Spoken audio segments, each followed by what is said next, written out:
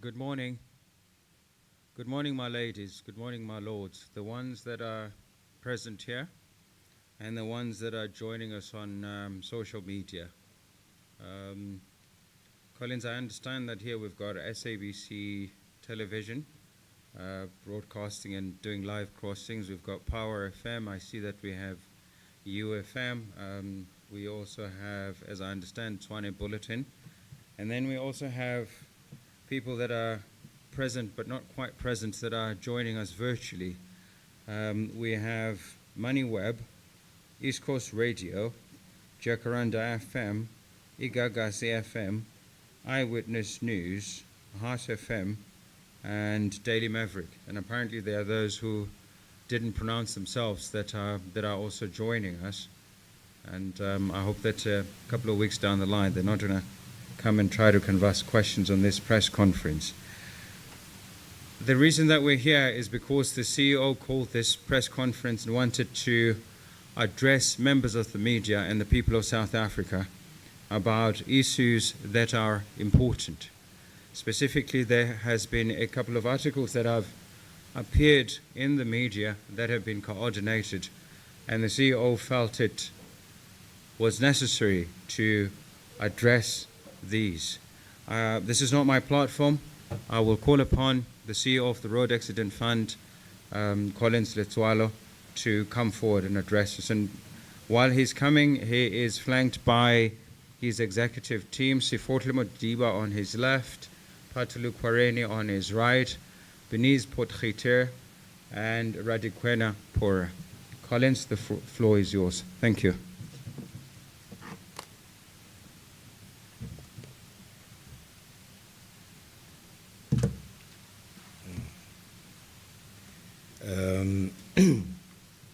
Good morning to members of the media, to all South Africans, far and wide. We thought that we need to sort of respond, because we've been responding to these matters, but not everyone is able to access the media where some of these things are being said. And I think it's important that we address some of the concerns that are there.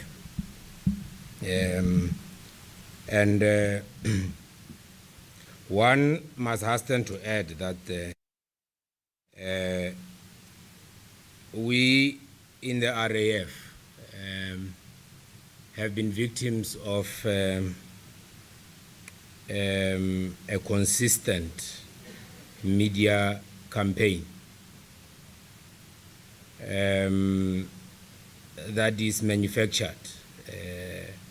We know very well where it comes from.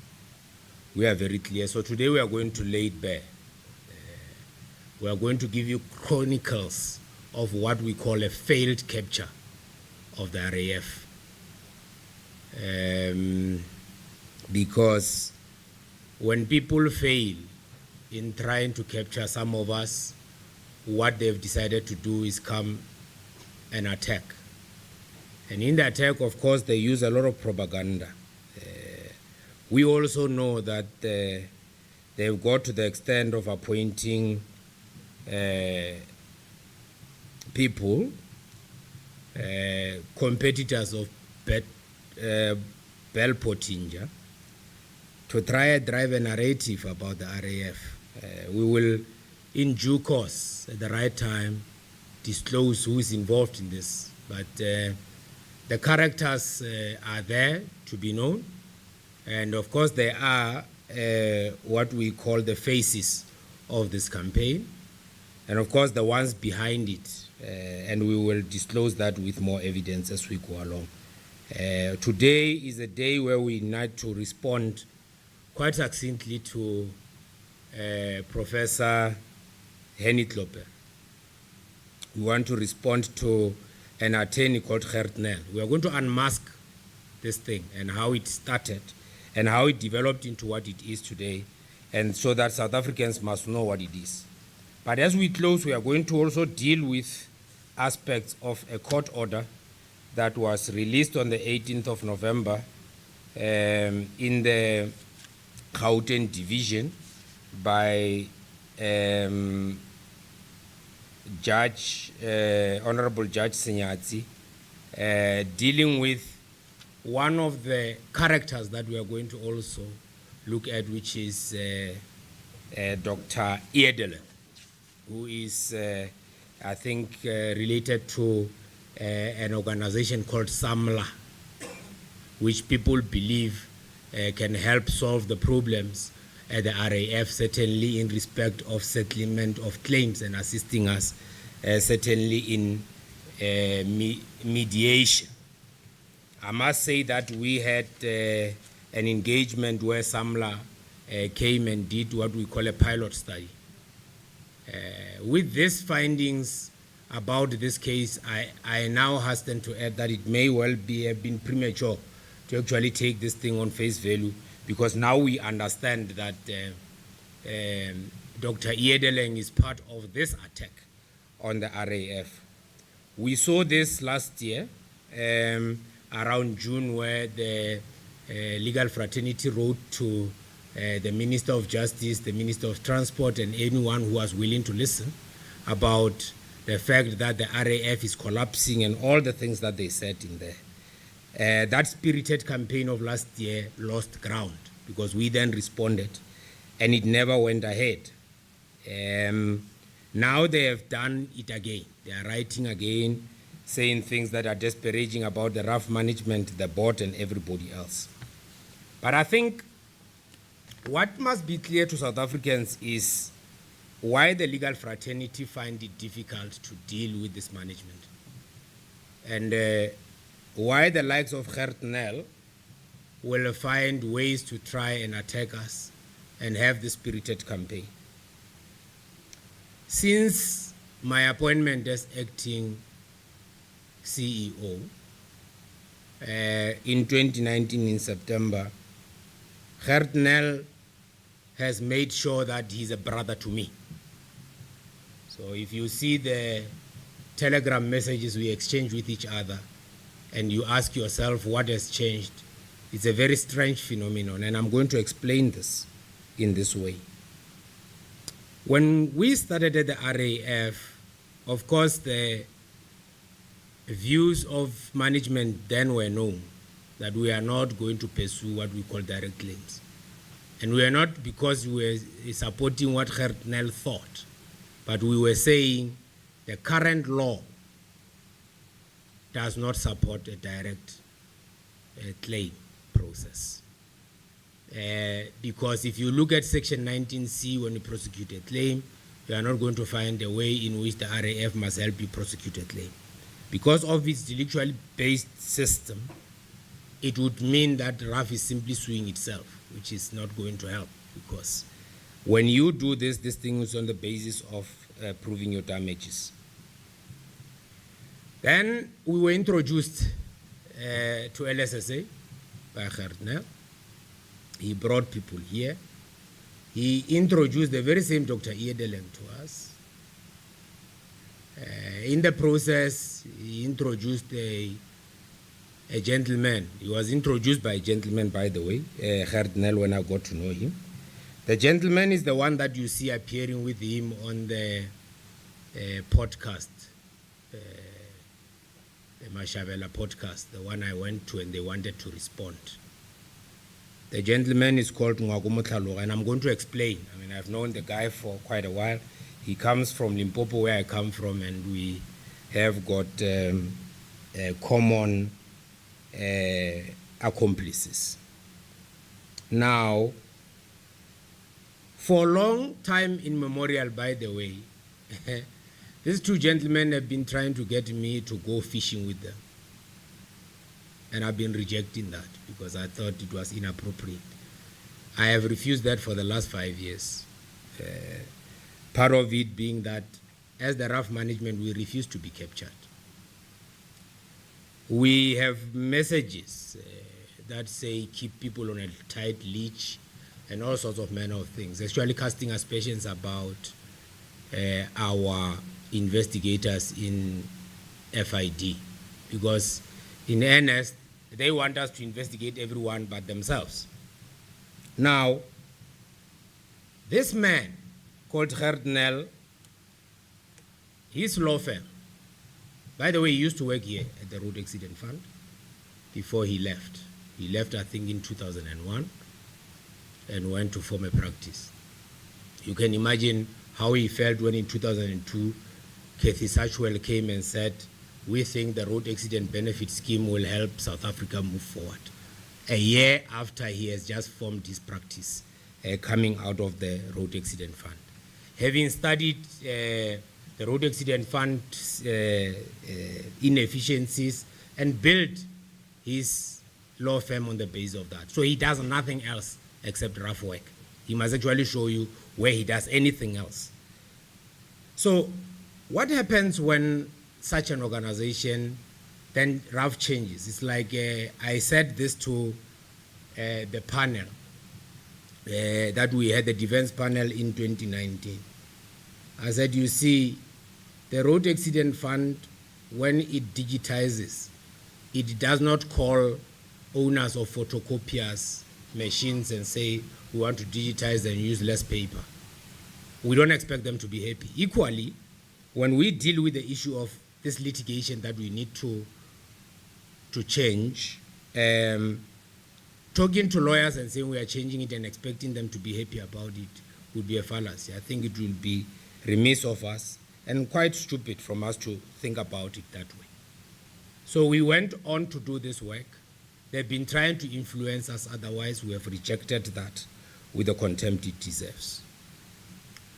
But they have never stopped, by the way. They thought that by winning the battle which they won, which is the RAPS bill being kicked out of Parliament through their work, which they pride themselves with, forming an organization in 2014 called Association for Protection of Road Accident Victims, which does not have a single person, a member, who is a road accident victim, but is made out of lawyers, and they say it's a bunch of consent professionals. They are not concerned about claimants, they are concerned about themselves. But I think what becomes important is this 2021 document printed in the Advocate magazine called The Collapse of RAF Litigation Imperils the Most Vulnerable at the Bar. And I think it's important that one looks at this to understand the context in which what we are dealing with. In this article, it says, since early 2020, the landscape of personal injury litigation involving the Road Accident Fund has undergone seismic changes. Listen to this dramatic aspect. The tectonic plates have caught and crushed the entire subset of the bar.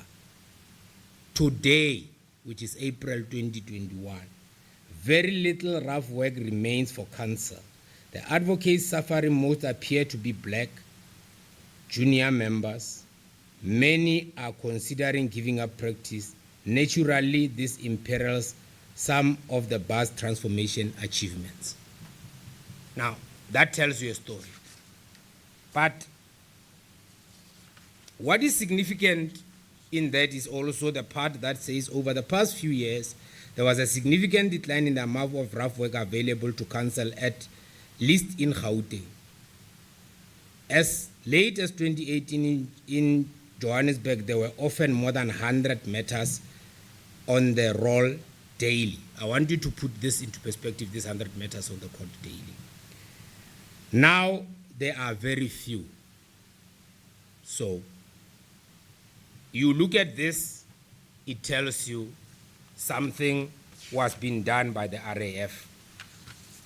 Then, of course, there is an interesting part at the end of this, which is in the conclusion, that I think it's important that we put for the record for South Africans to know the effects of the bar of the disappearance of rough work.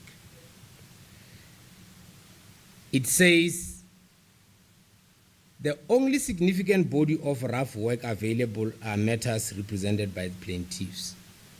But listen to this one. The gusto with which the rough excised litigation from its business model seemed a clear indication that things will not return to the old normal. It is very unlikely that the court rolls will again be clogged by rough trials, as has been the case until relatively recently. That means the source of work for young, unconnected, and unproven advocates has been close to them. Now it wants to make a case for why this rough litigation must come back.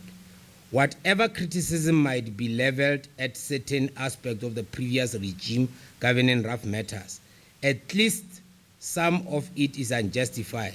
The fact is that many hardworking and committed counsel who earned their bread from this type of work will in all likelihood leave the bar.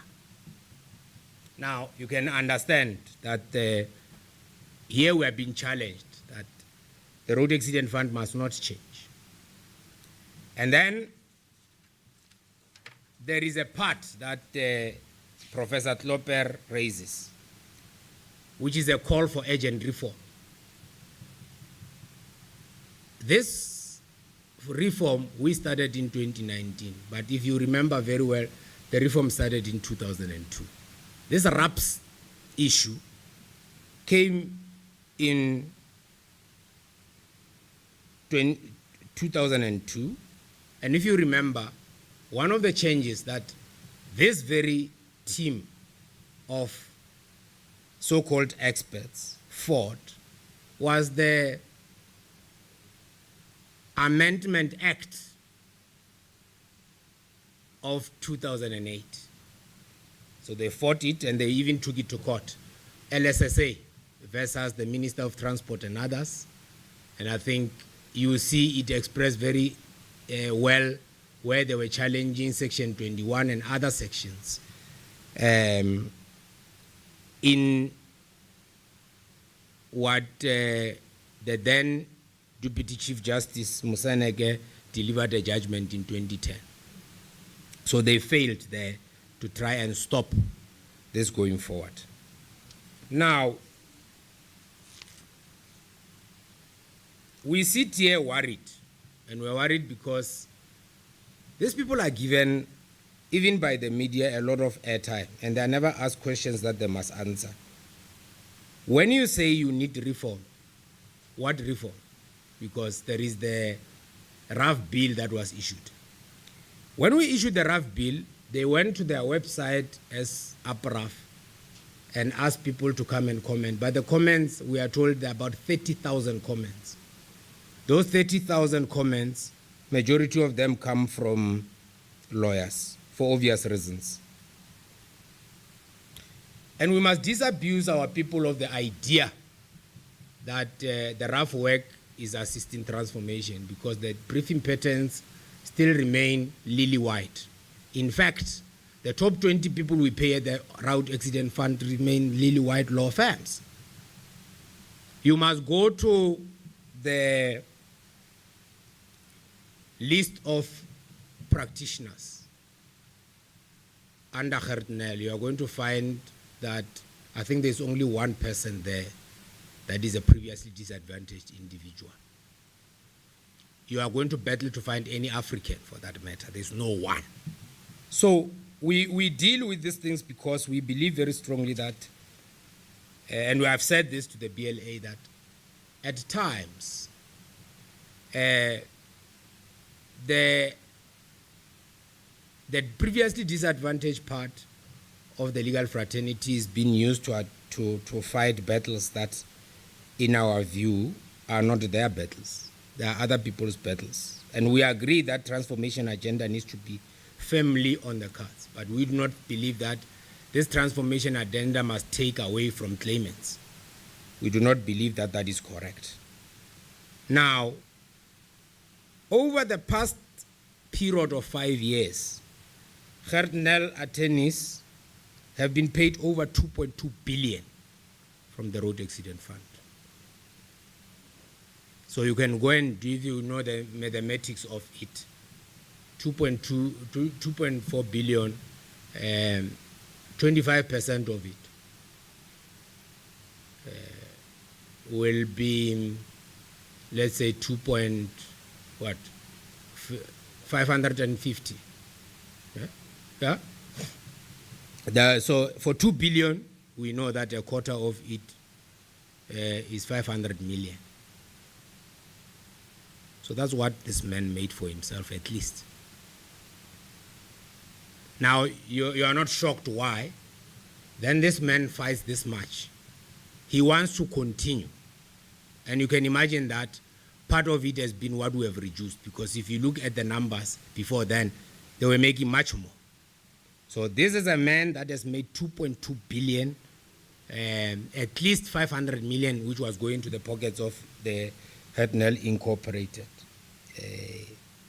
He's a master of contingency fee agreements. He even prides himself with winning an award for understanding the contingency fee agreements and the way it works. And of course, other indiscretions, including charging us attorney-client costs when it was supposed to be party-party costs, which is something that we are also looking at. But what I'm saying is, once you see Hartnell, think about $500 million he has made in the last 5 years and ask him that question. So you think it's fair that you run around, fill a few forms, and all you get is 500 million. So this is a millionaire we are talking about, if he's not a multi-billionaire by now. Right. They want to distort history. So he uses Professor Klopper. He introduced me to Professor Klopper, by the way. I listened to Professor Klopper. I used to have very serious, I took the man very seriously. I wrote in one of the articles, I've got a complimentary copy from him called The Law of Third-Party Compensation in South Africa, written by him. But you can imagine, if we change the law, what happens to that book? It becomes obsolete. It becomes obsolete. He has written contradictory things, and I don't know why the media never asks him, why, Prof, you are writing today, you are saying this, the next day you are saying the other. In his own book, the Road Accident Fund is a social benefit scheme. Lately, he has written to say the Road Accident Fund is an insurer. In his own book. So academically, we are told in his book that this is the issue. We doubt he's writing these things himself. The prof, as I'm akin to calling him, is old now. I doubt he's writing these things himself. But when an old man starts contradicting himself, some of us have got old parents, we understand what's going on. It may well be age taking the effects on the prof, and we hope so, because certainly what he's now spewing is propaganda, or his name is used to spew this propaganda that is about the RAF. Now, you are going to struggle to understand where these guys come from, because every time they say the RAF is an insurer, we ask them, where do you get that from? Nowhere. By the way, editors in these newspapers edit out certain things. I've seen one journalist who came, did some work, and in the beginning of that article says RAF, the social insurance scheme, and I asked her, but where are you getting this from? She says it's an edit, added by the editor, because they want to drive a certain narrative that the RAF is an insurance. It's not. It's a social benefit scheme. It's classified as that by the classifications committee, by the Reserve Bank. The Reserve Bank issues what is called the Institutional Sector Classifications Guide. The most recent one, you can go to the website, is in July this year. We are still a social benefit fund as it is. So you are going to struggle to find all those things. Then they then come. You know, there's a very strange thing. If you remember last year, they had a big complaint. Their big complaint was that we made them queue for what is called block settlement. Block settlement is where we go and we try to settle matters. When we came in the RAF, the settlements were sitting at around 51%, and we have grown those settlements, not going to court, to about 82% over the period. And I said, you must remember the 100 matters a day. You must go. When it's now 55 matters a day at the courts, we are still accused of cloaking the courts. Right. So you see this in this space where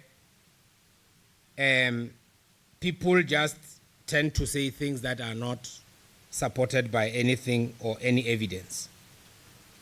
And we are clear that all these things are done to mislead South Africa. The aim is to attack the RAF. And I believe very strongly that the aim is to attack because people know that Collins Letswalo contract ends in August next year. And they think it's about me. It's really not about me. It's about South Africans. And there is a view that people share that the more noise they make, the more intervention will be. People come and say, come and go and intervene at the Road Accident Fund. And the question is, intervene and do what exactly?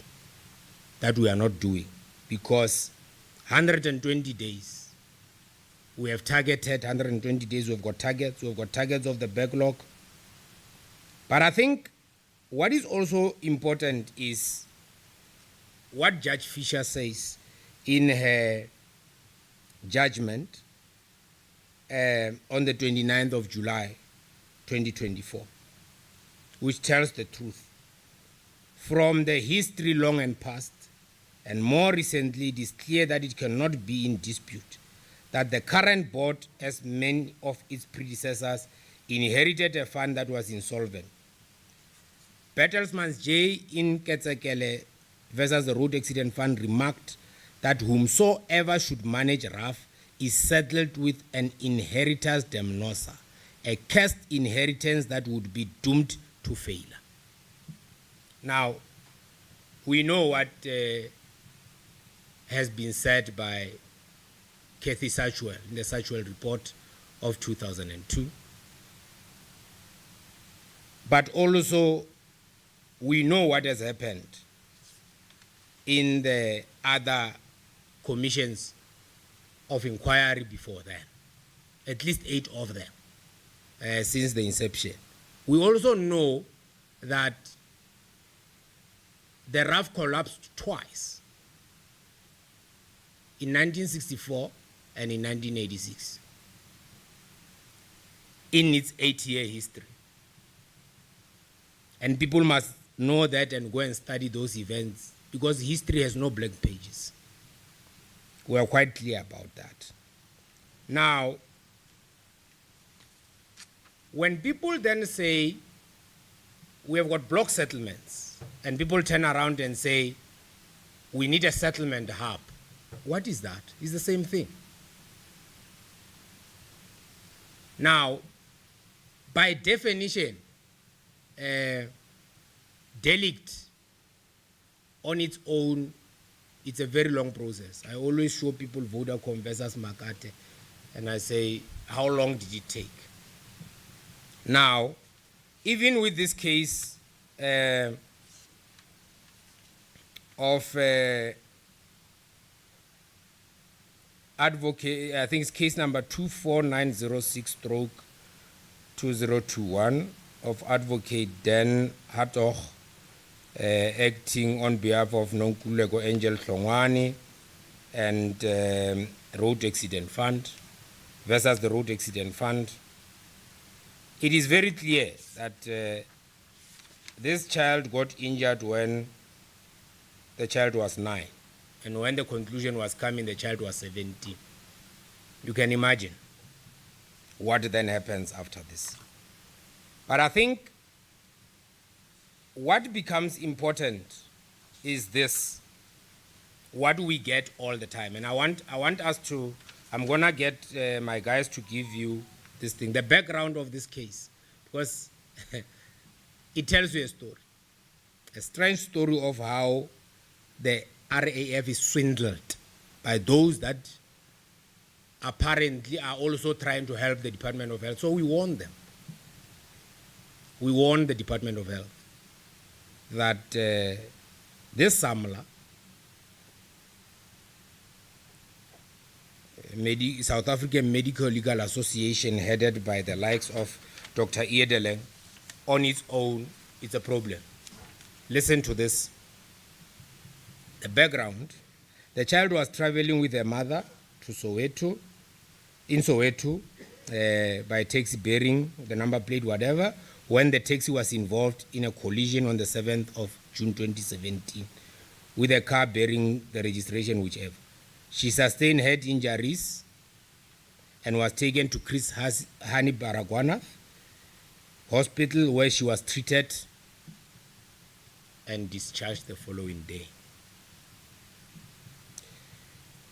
There is no evidence from the mother that the minor patient suffered any further physical pain requiring medical attention.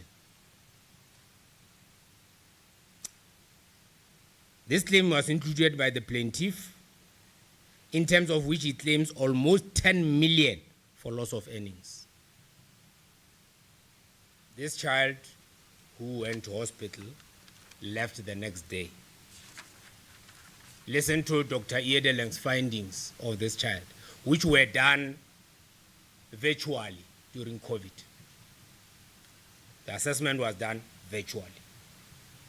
Dr. Edeleng established compromise in the executive functions from the first assessment of the child in 2021.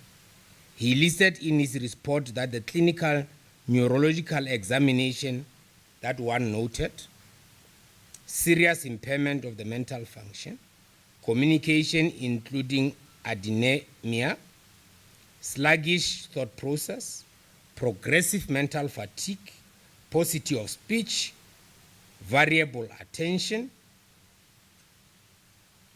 underreporting of serious problem, a flat effect, disinterest and lack of drive.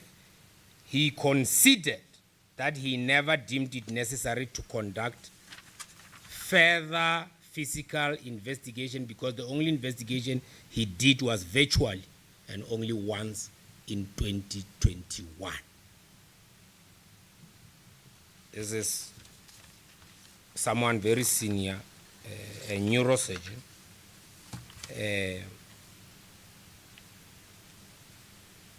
Paragraph 22 is very instructive. It says the other medical expert said she noted that Dr. Edeleng referred to the brain injuries of the child as serious,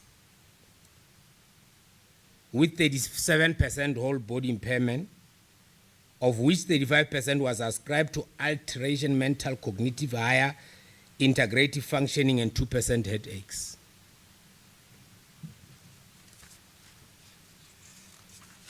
Now, I want to go to the conclusion because that becomes important in the analysis of our most astute judge, Sinyatsi, who says, as stated before, the plaintiff bears the honors to prove his case. He relied principally on medical legal reports of Dr. Edeleng, upon whose report a neurosurgeon, all other experts based their opinion. They just cut and paste, so they base their. What is concerning to me about Dr. Eden's report and evidence is that he considered that the hospital records of Chris Baragwanath were incomplete. Then in the next paragraph, which is paragraph 41, it says it is surprising that he could have reached conclusions as he did based on one consultation and did not explain why he saw no need for further examination. He explained the injury as moderate brain injury, it's no longer serious, which propelled itself to a serious brain injury due to concussion. I mean, this is a person that went to hospital today and was released tomorrow with no pain. This, in my view, is speculative and is not supported by the hospital record from the first treating doctor. Paragraph 42. Last sentence there. There was never any suggestion that the child required further medical treatment to deal with a permanent injury to the brain following the concussion from the accident. This is a demonstration that the so-called moderate brain injury, which progressively became serious in nature, is not supported by objective facts about the child.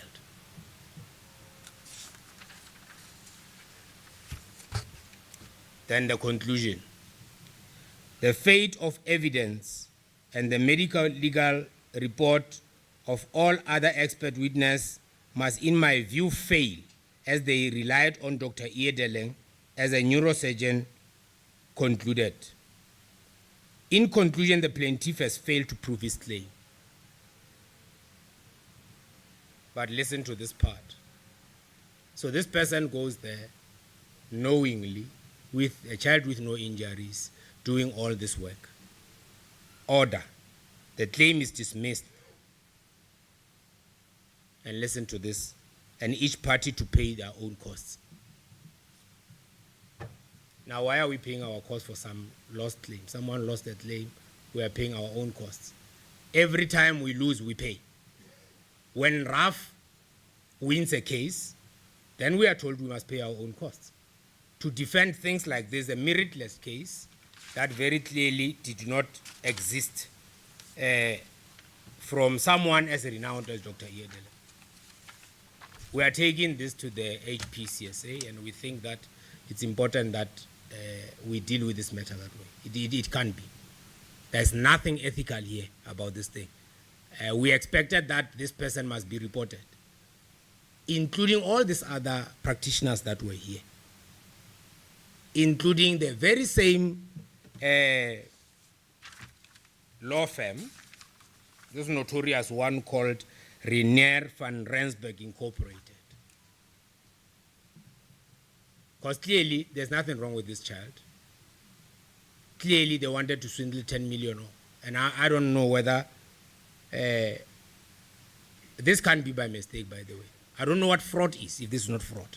It's a fraudulent case that has been picked up, and I think we need to also report it to the relevant people that deal with serious economic offenses in this country.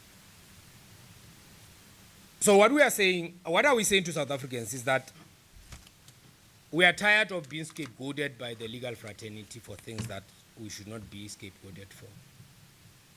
The reality is there is a concerted and spirited campaign to try and paint us into a corner and call us what we are not. We are called incompetent by people that tell us that a child that has just gone to hospital once and was released with nothing, does not even need further medical treatment going forward, has got a serious brain injury. This child continues to be at school, by the way.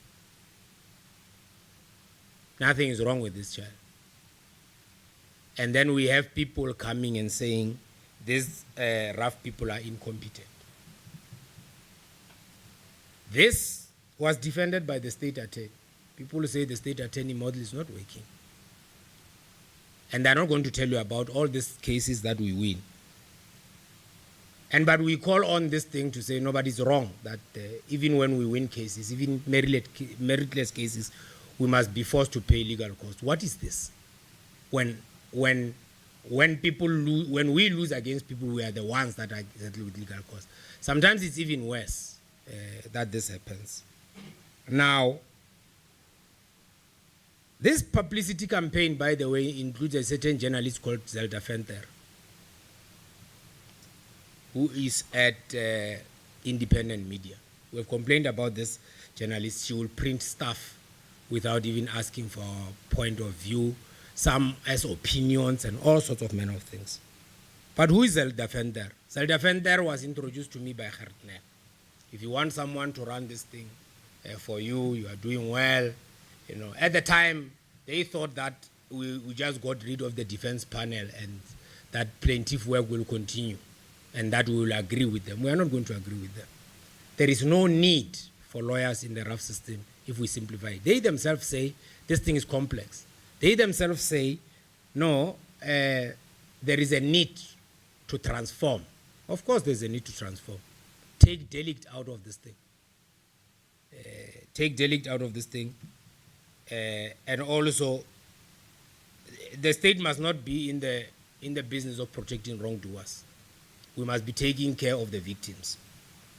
So, in conclusion, there's nothing about protecting road accident victims from an organization called APRAF.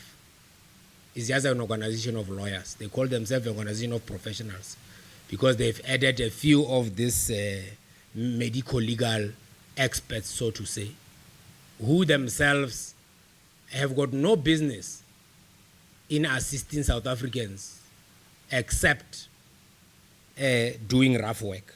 So I think it must be noted in that space. We continue to call on our people to come to our contact center. 087 820 1111.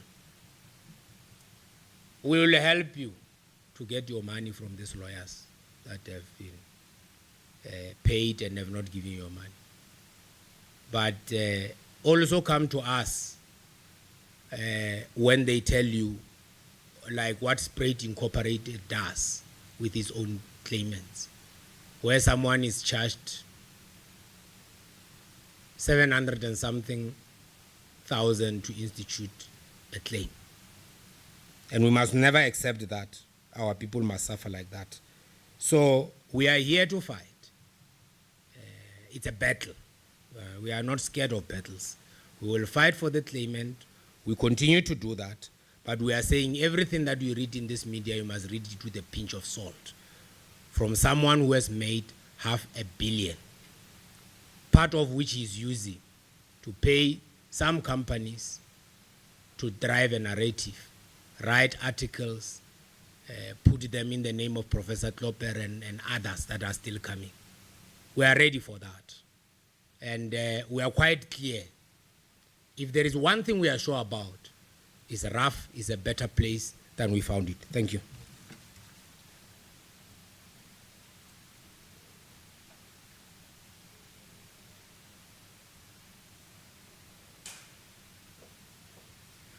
Thank you so much, Collins. Now is a time for members of the media to ask questions. Those who are present here can simply ask the questions. Please tell us your name, your surname, and the media organization that you work for. For the ones that are virtual, team, are they going to be sending the questions to you? Yes. So if anybody here on the floor has a question, now is the time for you to ask a question. I see UFM has a question. Power FM has a question. We'll start with you, my lord. Thank you so much. I'm Khawelo Magoleo from UFM.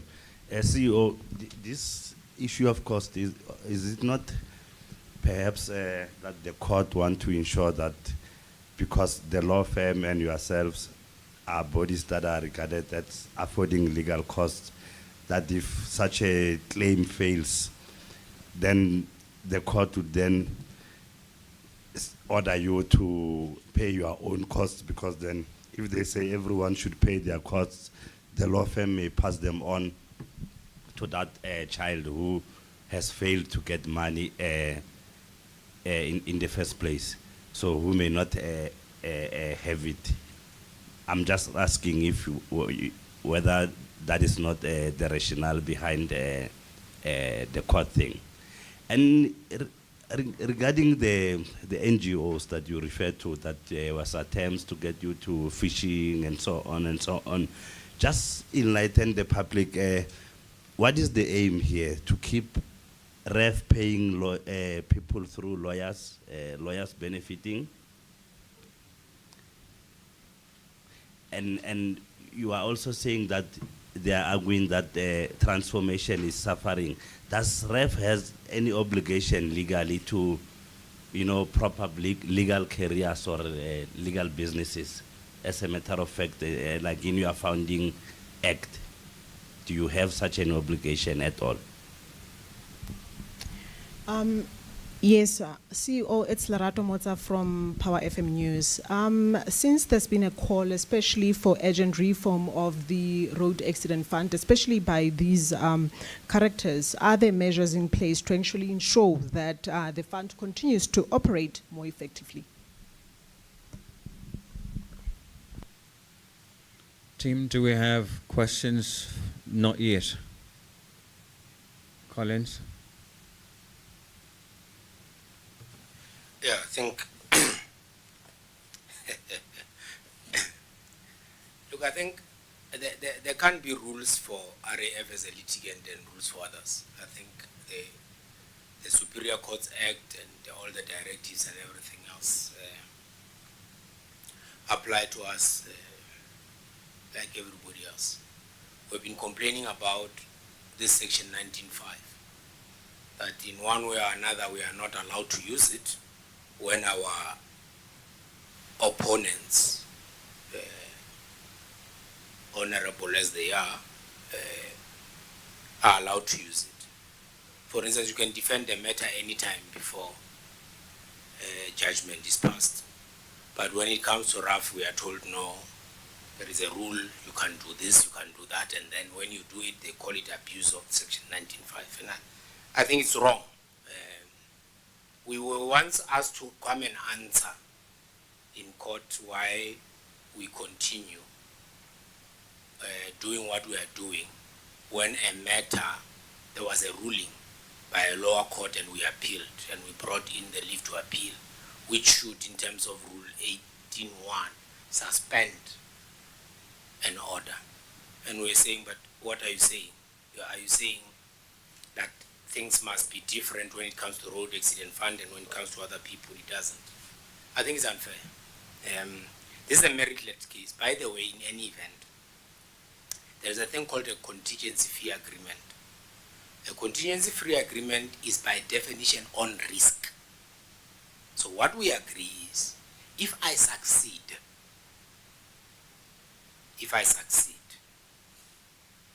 I then take the 25% or my cost, whichever is lower. Understand it in that context. So if the plaintiff or the claimant loses, who loses? The lawyer, because he took it on a contingency fee agreement, on risk. So by then saying we pay for our own costs, what does it mean? They've got no cost to pay. They are lawyers. It's their own time. Why is it that the road accident fund must then be settled with its own costs? Defending a meritless case is even worse in these circumstances, where it's a meritless case. What if it had merits, but then we ended up prevailing? It's unfair. I think it's unfair because the aim as well at some point is to drive our legal costs to keep on going up. So what does it mean? It means that we may well say, okay, this is a very weak case, but how much are the legal costs? And then we realize legal costs are going to be 200,000, and then go and say, let's settle this matter for 200,000 so that we don't go to court. It can't be. I think that to me will be very, very wrong. So I disagree with this thing on that basis. We must be treated the same. We are the litigant like any other litigant, right? And it is the legal fraternity, these professionals that keep on saying, don't treat RAF unfairly, you are treating them, you are giving them, and it's not true. We were saying that to one of the judges, that it's good that at least they think that you are protecting us and we think you are protecting them, so there's a level of fairness in the process. What's the aim of APRAF? Go and read it in the APRAF, I think, .co.za. Its aim is to fight any transformation of the RAF. As I told you, they started in 2014 when RAPS came. It was an organization formed to fight road accident benefit scheme bill. One of the founder members is the same Hartnell. And of course, why would you want to take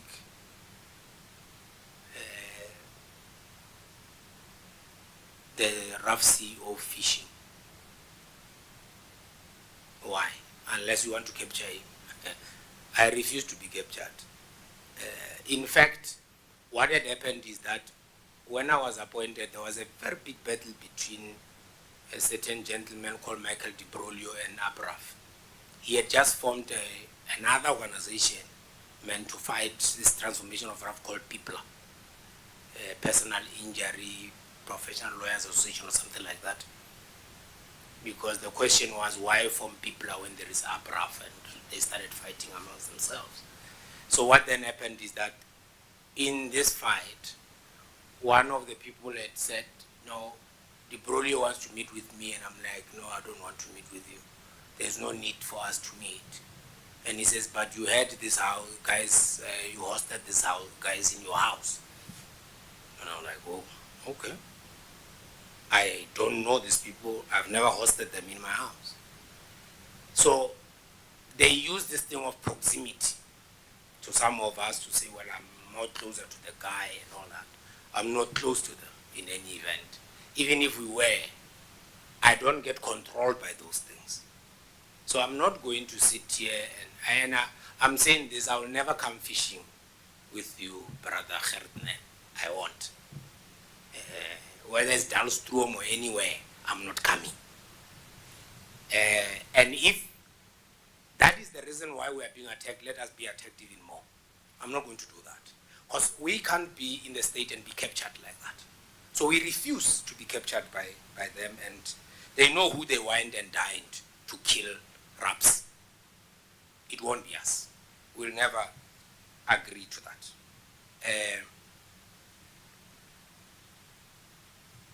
There was a guy that was sitting next to Hertnell there at that Mashavela podcast. That's the window dresser. The guy is not even a lawyer. You must ask them, what's your role? So he was running around in ABRAF cars and all that thing. They are funding that thing. He is actually a touter. He touts for Hertner. People know that. But of course, when other people are doing it, he then writes, hey, someone is touting, you must make sure. No, I'm not going to do that. And I'm not putting anyone on a tight leash in the rough to investigate whatever they want to investigate. So I have all those messages here that says, whoever must be kept on a tight leash, they're busy going after us. That no. Marius Werner will be allowed to do his work at the Road Accident Fund, and he'll investigate. If people are uncomfortable with his investigations, they must deal with it. There's no way we are putting him on a tight leash. He must do his work without fear or favor. I'm not doing that. So you can tell, I mean, the kind of things that they were trying, no, don't do this, do that. We listen to them like we listen to everybody else, but we've got our own minds. Right? We're not parrots. We're also not monkeys. Monkeys see monkey do. We don't work like that. We've got brains, we can think. We are not going to allow that.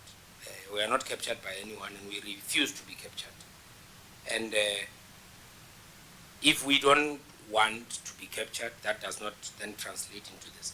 Do we have a legal obligation to prop up the legal fraternity? No. There's no part of our RAF Act that says we must do that. But we owe ourselves an ethical duty to make sure there's transformation, that the previously disadvantaged find expression in our economy. That one we are unapologetic about. It is not written there, it's written in the PFMA, it's written in the PPPFA. It's there that in the quest of doing the work that the RAF Act expects us to do, we must make sure that there's transformation. And if one of the areas is in the legal fraternity, so be it. And that's why when we do a panel, you are going to find that most of those previously disadvantaged, BEE is part of what we do. So that's the legal obligation in terms of the BEE Act itself, Broad-Based BEE Act. So that's the only part of the obligation. But that we must carry the legal fraternity and be told that what we do is tectonic plates that crushes a subset of the bar and reversing transformation agenda. It's not true. And I must emphasize, you know, if you calculate 100 and then you say 100 times, it just in Gauteng alone, 100, and you say 100 times 5 is 500 meters a day. They are now complaining about 55 meters a day, and they are telling people we are clogging the courts. And we said, but there's something fundamental wrong with this, because we have been making sure that we settle matters. And they will always blame us for that. But I will tell you, for as long as there's delictual claim, the court will never leave the system. You can't sue anyone outside the court. That's a fact. So if you sue someone, you must go to court. You can't sue anyone without a lawyer. So you need a lawyer to sue someone. So that's the reality. And unless we change this, and this is the agent reform we are calling for. It is not the agent reform, my sister, of Dr. Professor Henny Klopp. Agent reform means remove the board. You see, if you see some of the things he writes, one of the things he's saying is SAMLA, the SAMLA, must also be part of the board. So the board composition must include ABRAF, representing road accident victims. It must include SAMLA, medical legal. This is what we are dealing with. We do not have in South Africa an NPO or an NGO representing road accident victims. We need it. We need it.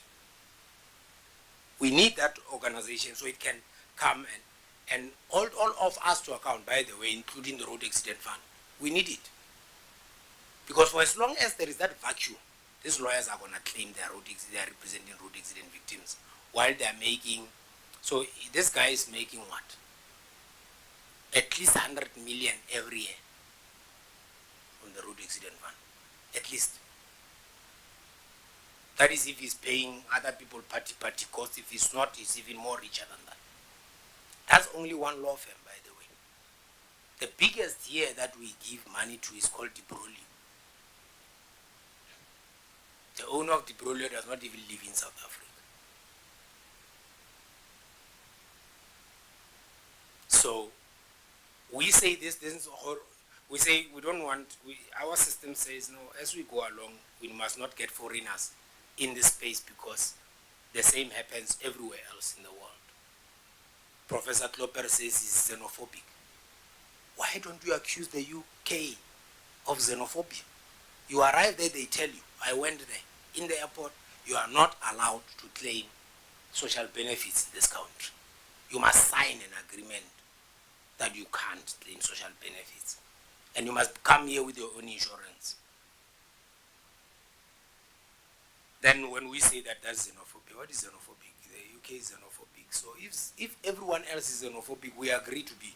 Because I mean, I'm not understanding. The UK, US, everywhere you go, all over the world, there's no one who agrees that once you get injured in that country, you get the social benefits of that country.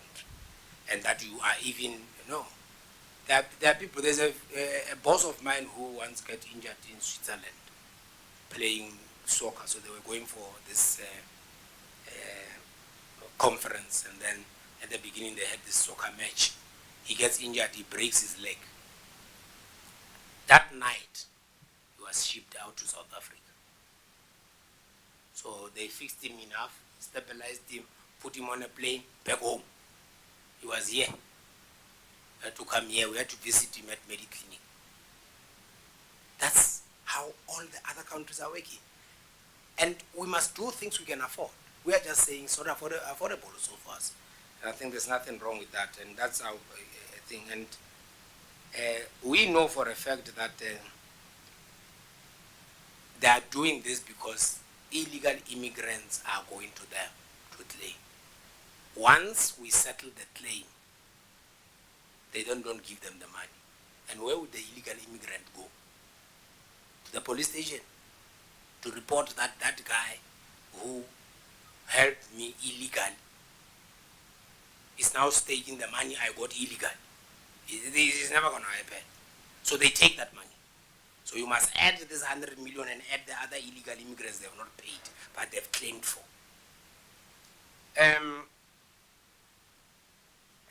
Are there measures? Yes, there are. I think, look, we pride ourselves with saving 24 billion in 5 years. That 24 billion in 5 years has gone to the claimant. We pride ourselves with actually taking more out of the amount that is collected every year to the claimant. But we also don't think it's fair in any event that a quarter of your money that we think you need, because remember, if we say to you, your loss of earnings is $1 million, it means we have calculated it to be $1 million. Someone must get a quarter for just filling a form for you. Someone gets 250,000 just to fill a form and send it. And of course they are going to claim, no, they also get those costs back. The other costs they get back as a consequence of this. So what we are saying is, even if at the end of the day, lawyers were to be involved, 25% is too high a number. That's also what we are saying. We prefer that no lawyer must be involved as well, because you never call your friends, you never call a lawyer to go to a friendly person. Who goes to a lawyer and say, my friend and me, we disagree, I want something, and then brings a lawyer. So what you are doing is that in the system itself is adversarial in nature, because for you to go to a lawyer, it means you are not agreeing on something, whereas you could be agreeing. And for me, that is what is at issue. The state can say, sue us to get your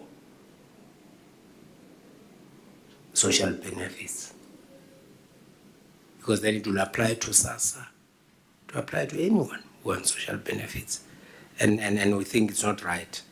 And then, of course, the likes of Gertnel then takes 25% of that social benefit. Then Collins Lizwalo claims for a social benefit. With the kind of salary I earn, why can't I take care of myself? The rich must get out of the scheme. No amount of overtaking us is going to change our view. No amount of trying to capture us will help you. We won't be captured. We'll refuse to be captured by you, and we will say it as we know it and how we want it to be changed. It's important. There must be a voice for the voiceless in this country, right? So imagine if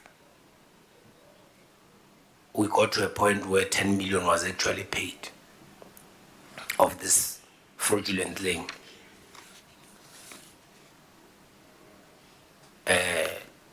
Renee van Rensburg Incorporated would have got 2.5 million out of this 10 million, which is why they can lie like this. They are lying to get the money. It's the scheme as it sits today. So all we are saying is South Africans must understand what we are fighting. The battle for the soul of the RAF. Anything we are going to do will be undermined. So we arrive here, the first thing we do, we write to the Minister of Transport, to say our FID have investigated a lot of these things. We have got forensic investigations that some of them are stuck.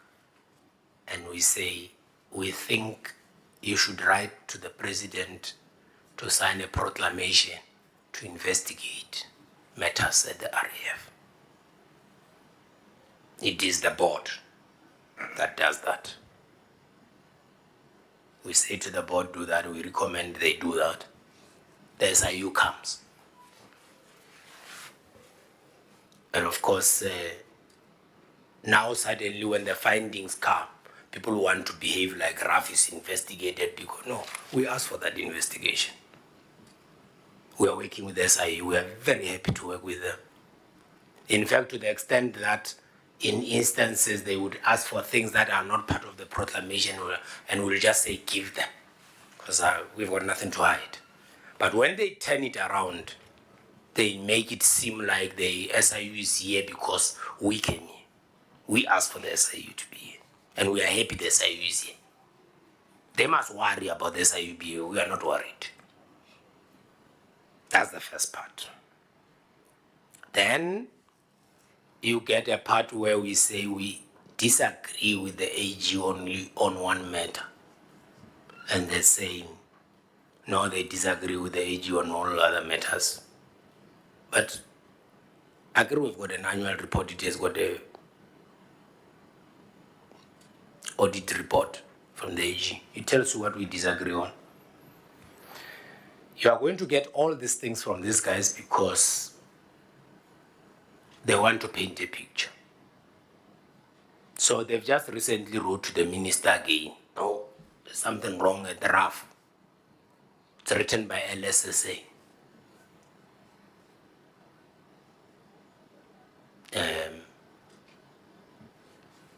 LSSA has fought the transformation of RAF since time immemorial.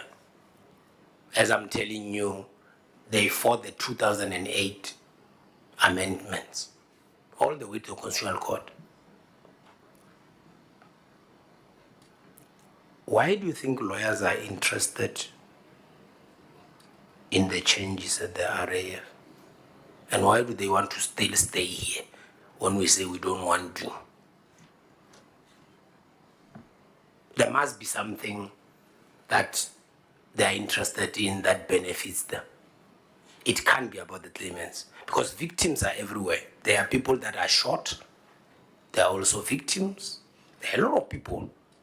You see, they have now cornered the Department of Health. When we started doing our work here, they ran there.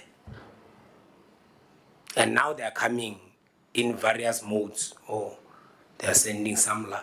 Samla, go and help health. No.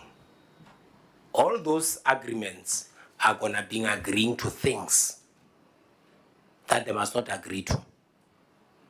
You see, non-existent claims will be settled at, if it was 10 million and you say to someone, he knows that this person is not injured, and you say, let's agree to 1 million, he'll take it. Because they're simply not claim. So they're going to get the Department of Health in this fix of theirs. And you can see someone assesses someone over virtually, a child virtually, once, and then says there's a progressive mild brain injury that turns serious because of concussion. For a child that spent, brain injury is a serious thing. How do you get in tomorrow and be released, get in today, be released tomorrow on a mild brain injury? I said this, neurosurgeons must spend more time operating on our people. And I know that they're one of the most specialists, highly paid specialists. Why do you think they are more interested in doing rough work than operating? It means I'm making more money on rough work than the actual thing they went to school for, which is operating on people. A neurosurgeon A surgeon's work is to cut. Then you have got these other ones. That's the reality of it. So they are going to fight. We are battle ready. We'll battle them, and they must know that we are not two ways about it. We are going to fight this thing for the benefit of all South Africans. They will do everything. They will throw propaganda at us. They'll throw professors at us. They'll throw editors at us. And we know those editors, by the way, by name. We will name and shame at the right time. We'll even tell them how much they got. So they must not think we don't know. We are watching you quite closely. We are not worried. It doesn't deter us from what we are doing. We'll continue to do this work.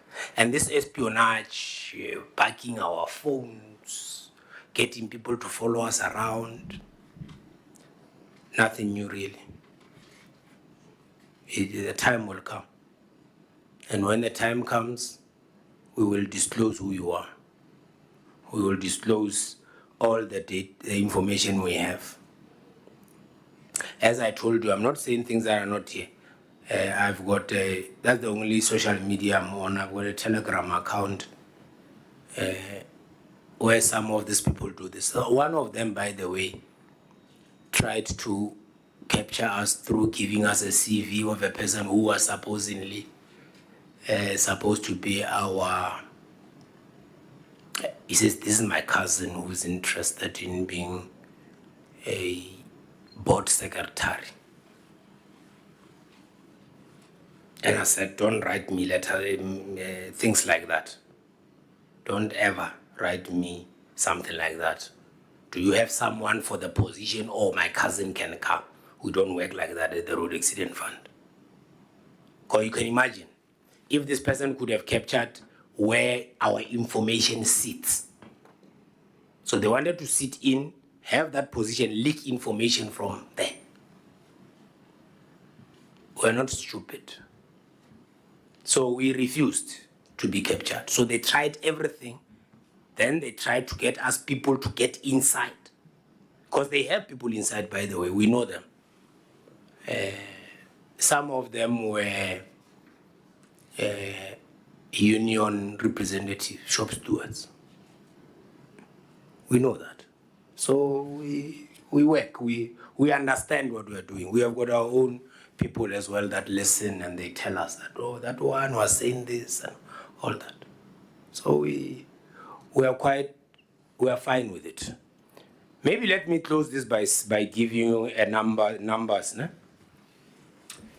The top 20 firms that we have paid since the 1st of April to the 4th of November.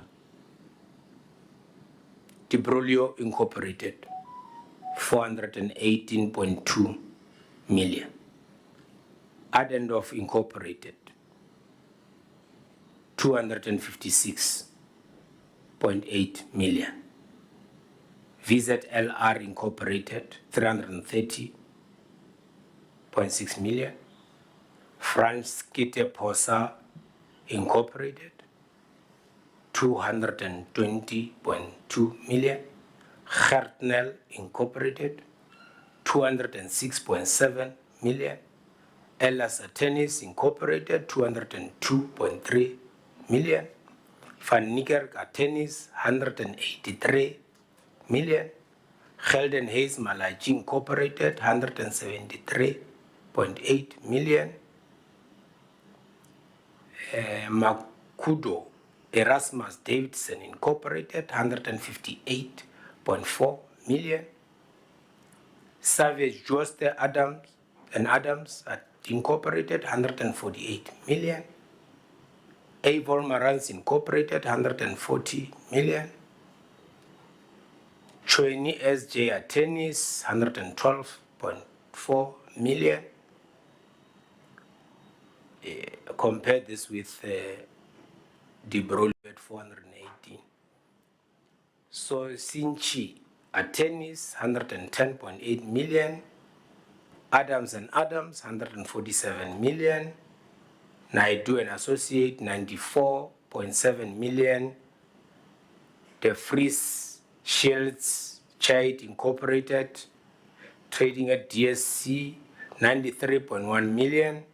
And Roots and Van Rensburg Incorporated at 92.1 million. Now, I'm giving you this because there's this transformation story. You're going to meet previously disadvantaged law firms that tell you that we do work at the rough. So there it is, 5 years down the line.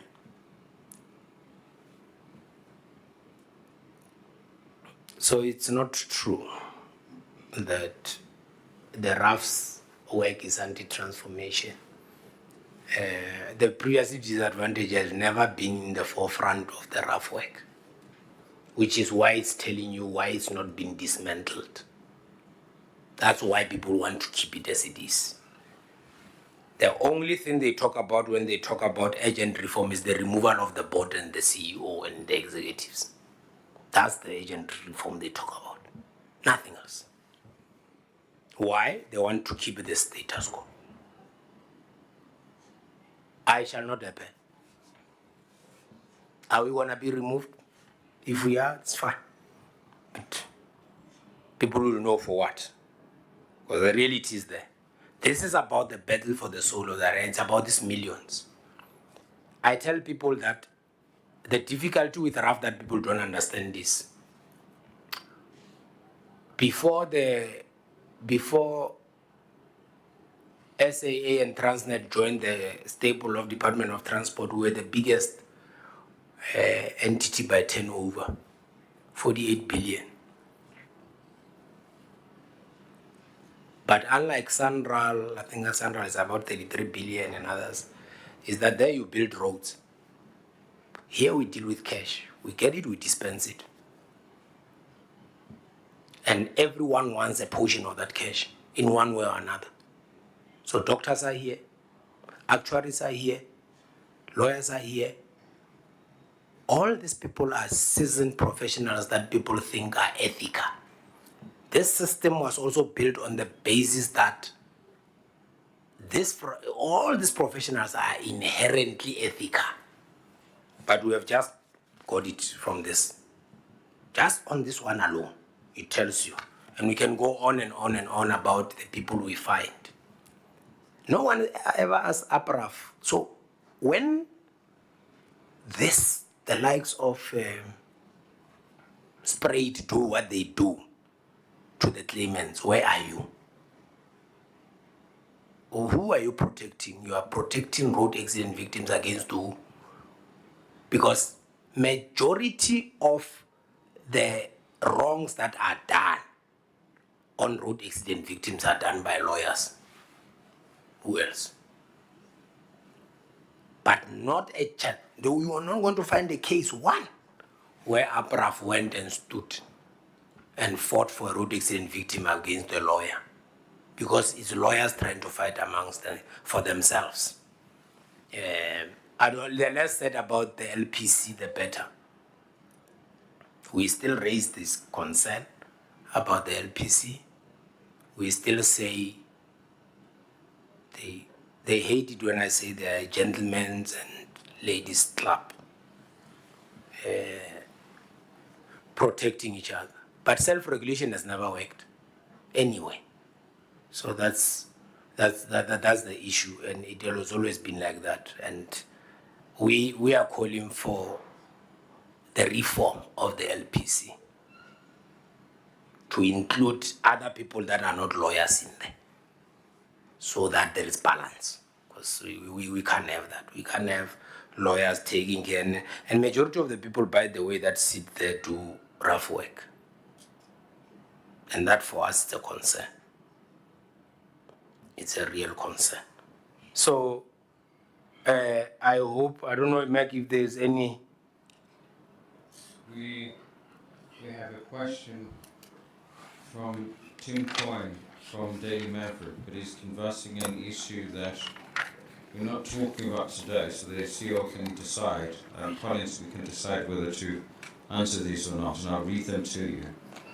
Could you explain why the RAF's cash on hand has increased to 700 million when there are huge amounts of outstanding claims? Is the money being managed internally or externally? If externally, which asset manager has been appointed? Additionally, from Tim Coyne, also could you update us on the RAF accounting policy situation? As I said, this is quite apart from what we are discussing today. Okay. Let's take other questions. My lady. Yes, Lerato Mota again from Power FM News. CEO, seeing that this publicity campaigns led by the academics and some of those in the... Your mic, my lady. Please, is it on? Yeah, Maybe you can exchange it. Yes, CEO, I was saying that seeing that these publicity campaigns led by some of the academics and those in the legal fraternity gained traction, are there any plans maybe on, how to actually, try to counteract potential misinformation? And the second one being, from your perspective, what are the biggest challenges facing the Road Accident Fund, and how do you actually plan to overcome these in the short and long term? Regarding the bill that was returned from Parliament, I would imagine that the NGOs, the pressure groups, would have needed some level of support from politicians there because they have a final say. Are you able to give us what happened there? Where was it sponsored from? Because my belief is that this was before the GNU, so there was a governing party with a solid majority, and naturally that's where a bill of this nature would have been sponsored from. But you did indicate in the last briefing that it was yourselves as the ref that had made most of the suggestions. Just enlighten us as to how did how did they win that battle against you when you were expected to have the numbers in Parliament? Yeah, Mac, I'm not going to sit here and teach journalists how to analyze a financial statement. It's not my job. I'm not going to do it. So I'm not going. We had a press conference here that deals with financials. So I'm not going to go back there. It's part of this whole drive of asking questions. And I mean, this came as a parliamentary question. We answered it. Now it's coming disguised differently. I'm not answering that. What is the accounting policy situation? I don't understand what that means. What is the situation, meaning what? The RAF has got an accounting policy, fairly expressed in our financial statements. Our annual financial report will tell you. So I can't go there. So there is a rationale of why there are management accounts and why there is annual financial statements. And that's why the others are public, others are not. So at this point, we are dealing with our management accounts as it were like any other organization. So that's as far as I want to go. I don't even understand what the situation means. So what is the accounting policy situation? Maybe Bernice, you know what is the accounting policy situation. But what a CFO, maybe she will attempt that one, but it is not our duty to do that. We refused to answer this question before, and I'm refusing to answer it again. Now, and I know what is going to come. Negative media publicity again. I sort of know which journalists are going to write what already. So I'm expecting that. I was expecting it actually before this press conference. I don't know why it's delayed, this thing about our cash position and all that. So,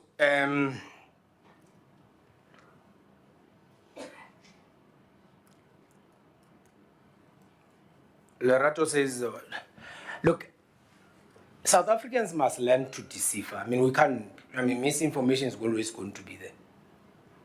It's always going to be there. We call this press conference as part of the part where we want to inform South Africans where we are and why what they see is what they see. So it's as clear as that. But equally, we can't tell people what to think.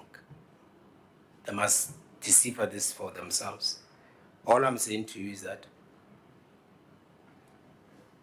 if you take all these monies I've read, then take a quarter of them. So you just take 25% of each and every part I've read here today. Tells you the story, right? That's the story.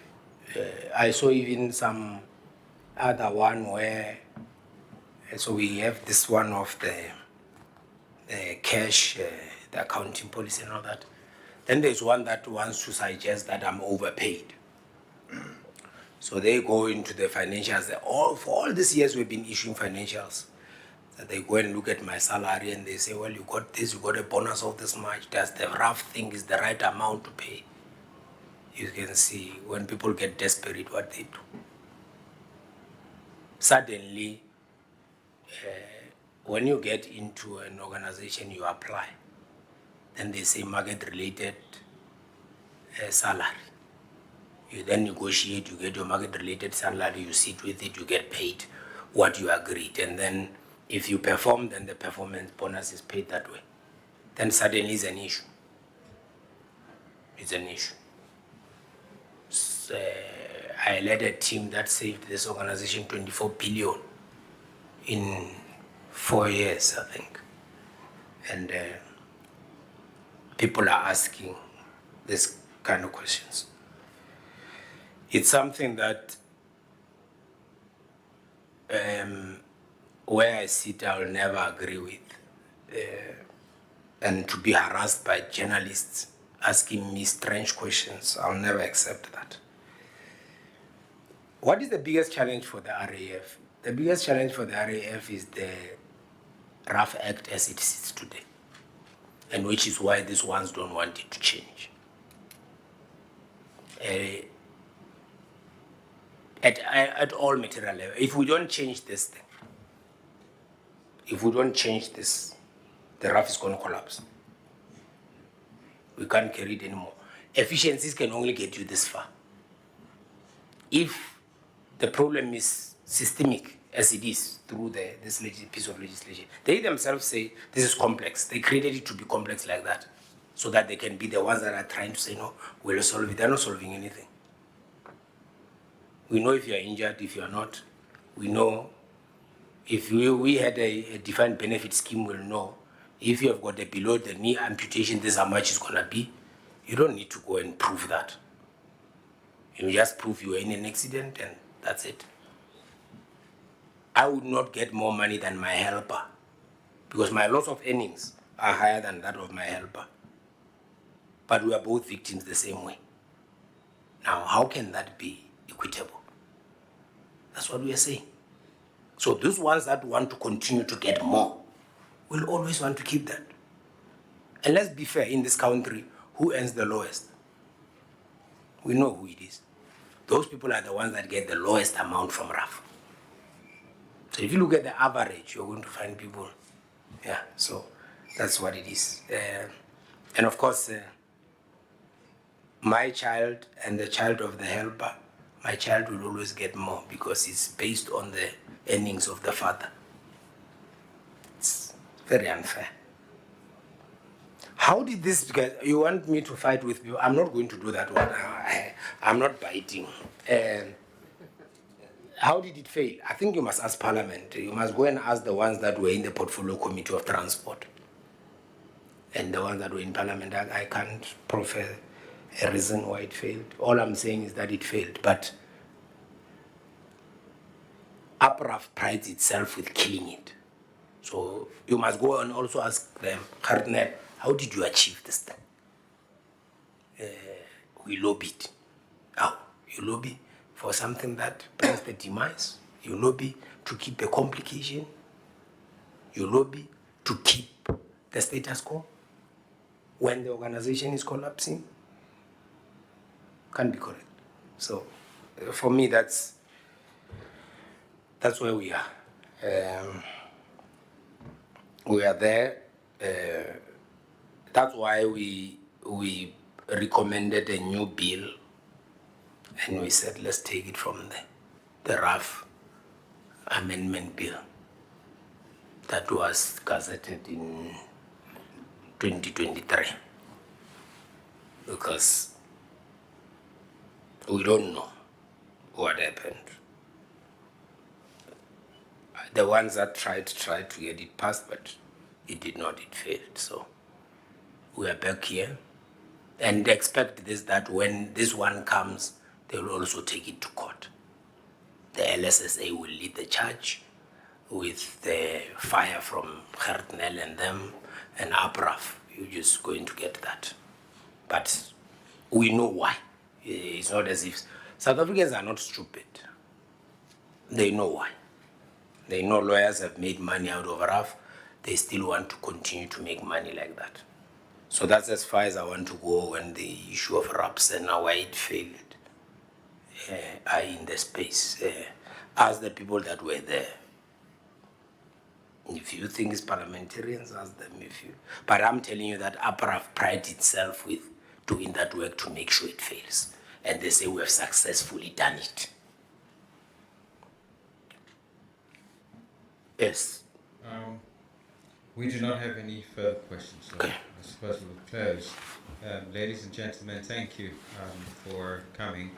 The CEO is available for an interview when we step out of the live.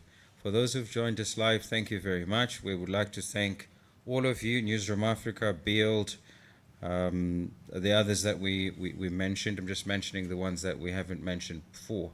Everybody who's joined, and I'm sure that we've mentioned the name of Gertnel so many times that he's been told to watch. So good afternoon, or should we say good morning, Gertnel.